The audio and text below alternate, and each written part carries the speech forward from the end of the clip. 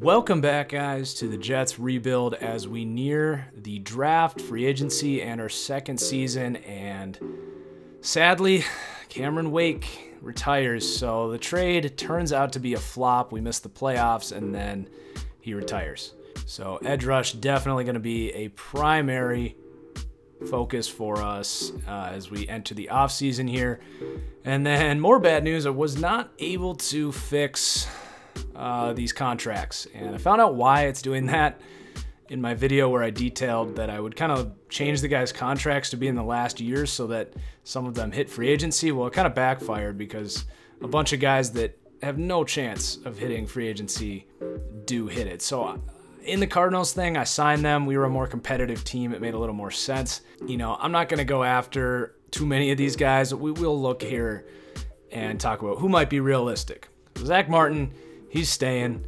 Aaron Donald, he's staying. Odell Beckham, he's staying. But, you know, I don't hate the idea of him going to play for Dallas if the Giants did decide they don't need him and that paying him was too much. So that one's not incredibly unrealistic. Geno Atkins could hit the market. Brandon Graham certainly could. Taylor Lewan, he's staying. Dunlap could. Clowney could. Williams would definitely get re-signed. Cooks would absolutely get re-signed after the Rams traded a first-round pick.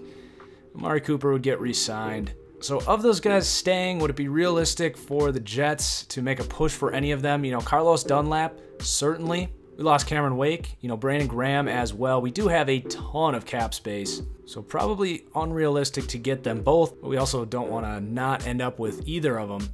I'm going to talk to Brandon Graham first and then see what he's kind of thinking. So he did like our offer, about $12 million a year. I'm going to kind of scroll through before I think about offering up to Dunlap too. Running back, we've got Crowell, but could definitely upgrade at running back. I do like Spencer Ware, much better receiver than Crowell. Not currently getting any offers, so I'm going to make him an offer of pretty much what he's asking for. 3 years, about $5 million a year. A couple of, you know, reasonable slot receivers here that we might consider talking to in a second. Anthony Barr also hits the market here. Definitely fits the mold of what we want to do with the 4-3 defense now that we have officially switched schemes. Jason Verrett at corner. That is a big need for us. We did lose Claiborne and not really any safeties I'm considering. So we do have a good amount of cap space here. I'm going to offer Golden Tate 89 points, so we're right there tied with all those guys. We'll let him make his own decision. And then I'm going to make a good offer to Anthony Barr. Now, I'm not the biggest Anthony Barr fan, but he definitely is a need for us to get kind of an influx of athleticism to this linebacking core. We do have Darren Lee, but that could be just a nice spark for this defense. And then I'm going to offer Jason Verrett lastly here. So we're trying to capitalize here on Sam Darnold's rookie contract being very small, as all rookie contracts are. Use some of this money to hopefully get a more competitive roster next year. And because we do have the money and I don't want to risk not getting either of these guys, I'm going to make an offer to Carlos Dunlap as well. We'd still have about $20 million in cap space after we pay him what he wants. And if we can get them both, that's fantastic because we do need 2 starting edge rushers. That would be an instant way to upgrade that for sure. And I do think those are 2 players that could realistically hit the market for sure. Dunlap just kind of sick of Cincinnati, and Graham just not being able to be afforded by Philadelphia. So let's see what happens. Hopefully we get our guys. All right, so we do get Dunlap, but we lost Graham. We lost Golden Tate. We did get Spencer Ware. We did get Anthony Barr, and we lost Jason Verrett. So I can be happy with that. We got an edge rusher. Very happy now that we did talk to Dunlap. Verrett's a tough loss, but does have injury problems. And there are some good corners at the top of this class that we might be able to replace, well, not replace, but find what we were looking for in Jason Verrett. So let's see if there's any scraps we can pick up in free agency in the last week. And we really should probably sign a corner because our drop-off's pretty bad. We have Buster Screen still, probably going to be our starting nickel. Could just bring Morris Claiborne back. He only wants a year. The Bucks are making an offer, so we have to overpay a little bit, but it is just a year and we got plenty of cap space, so that's not the end of the world at all. I would think he'll take that. We got about 30-point lead on the Bucks. William Hayes still sitting out here. I'm going to make an offer on him because we do still have a whole opposite of Carlos Dunlap now. No lineman I'm considering at wide receiver. None of these guys are really going to come in and make a big impact. We do still need a backup quarterback, so let's bring somebody in here. Bring Ryan Fitzpatrick back here to the Jets. Be our Josh McCown for the year. And we got all those guys. Sweet. So that helped some depth issues for sure. The moment we've all been waiting for. Let's start drafting. We've got a little bit of a plan, but we're basically just going best player available. Got plenty of holes on this roster, so we're not going to look at trading up.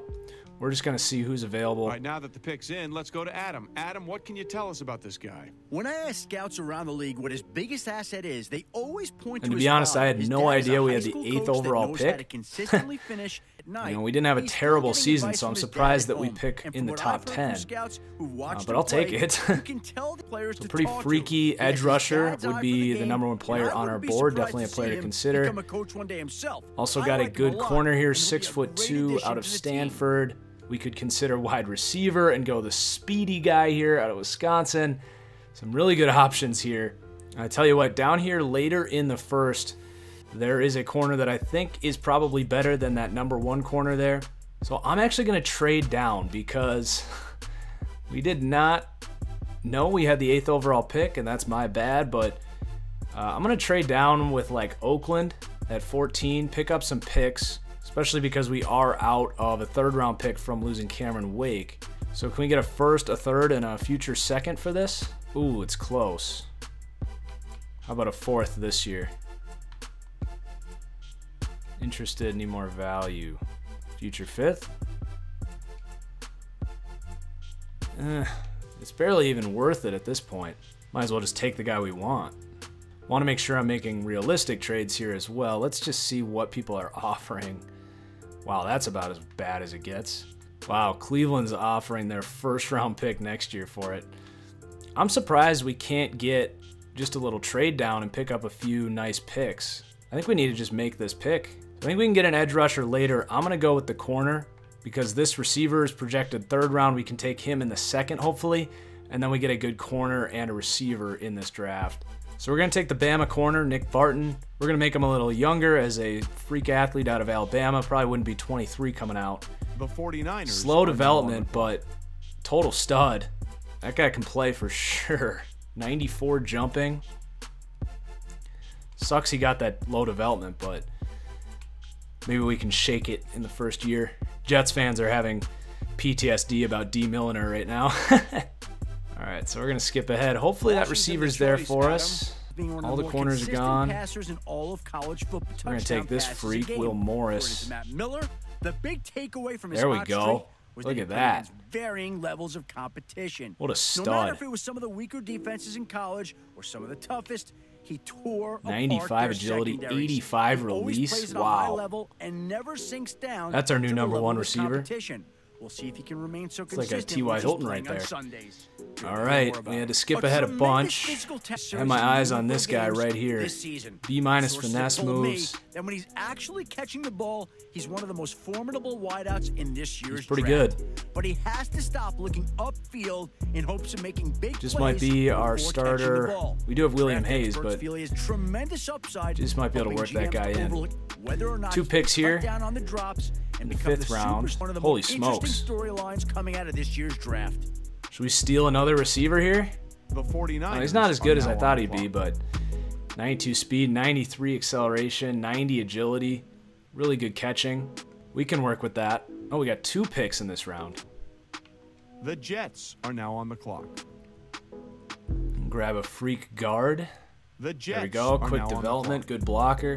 Liking this draft class. Any other good linemen out there? Right tackle. #1 in bench reps. He's going to be good. The Colts are now on Look the at clock. that. It's too easy to get good linemen this. Just way too easy. So excited to make my own draft classes next year. So nobody can get good linemen ever. Take a shot on the safety here. The 49ers are now on the clock. Not bad. He just might challenge Marcus May. The Jets are now on the clock. Didn't scout this guy, but he's a freak athlete, middle linebacker. The 49ers are now on the clock. We'll take it. So let's get the rundown here. We're good at quarterback. Running back, I like where we're at. I'd still like to get more of a receiving threat in here. I don't know if we're going to keep Bilal Powell through the preseason. Definitely going to keep an eye on the free agency once we get there for a receiving back. So very excited for this Will Morris at wide receiver. Him and Pierce Bowers, 6'1", 92 speed. Both these guys have a chance to make an impact right away for us. Tight end, we're going to need some depth. Offensive line is still just okay. We picked up some good pieces, though. We did get a starting right tackle in the 6th round. 91 strength.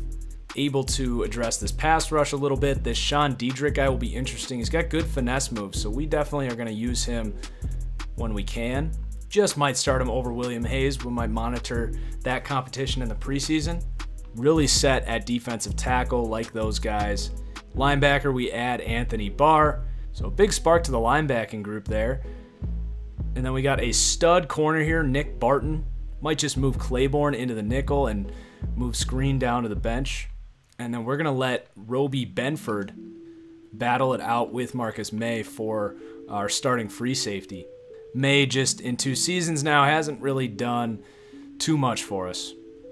So that's a hell of a class, if you ask me. I think that's going to be a good push to get us into playoff contention. Just adding some pieces on defense there. Dunlap should be able to replace what we had from Wake. And then adding Anthony Barr at linebacker is going to be big. Got some good receiver threats now. Upgraded at running back. Secondary should be better. So definitely playoff expectations for this team this year.